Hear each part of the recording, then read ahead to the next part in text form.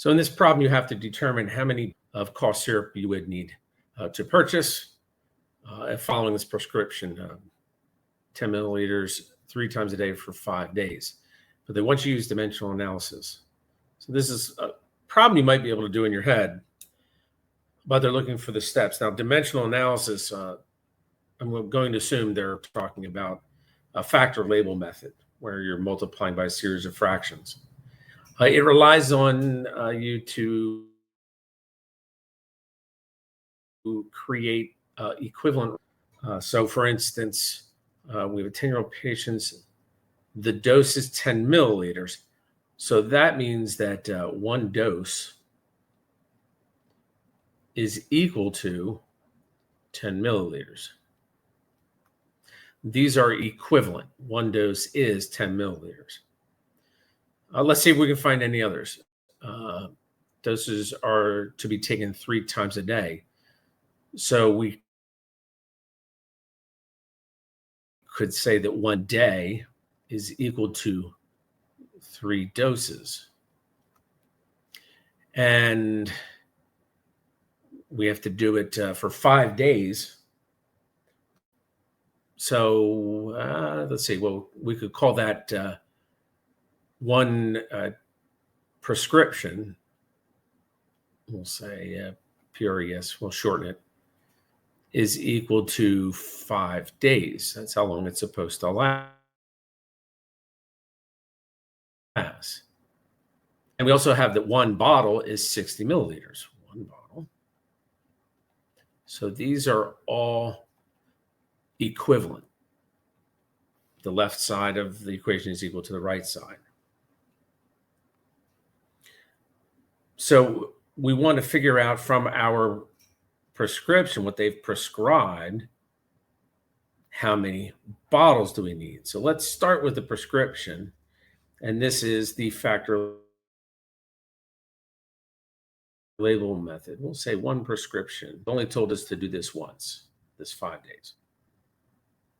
So we need to convert this to another unit.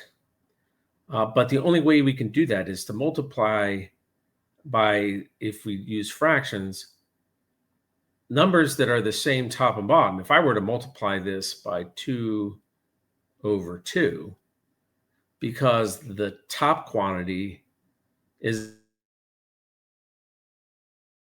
the same, it's equivalent to the bottom, it doesn't change the value that we have multiplying it by.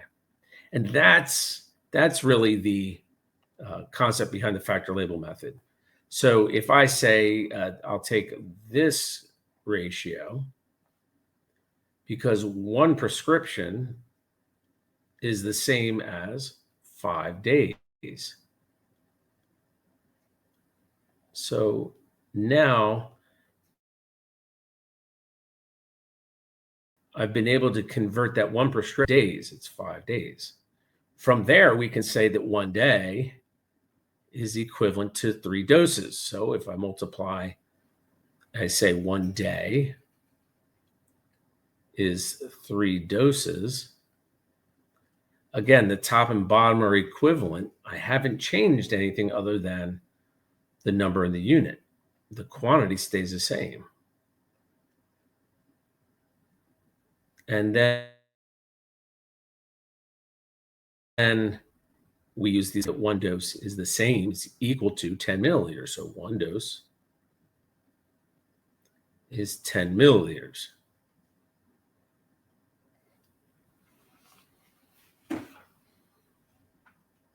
And that will get rid of our dose unit.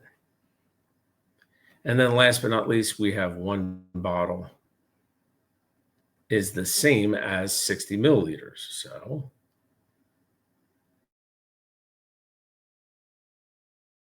$60 milliliters is the same as one bottle. So dimensional analysis and the factor label method really it starts with coming up with these ratios. What are equivalent? And milliliters cancel. And what you should be left with is a number of bottles. That should solve it for you.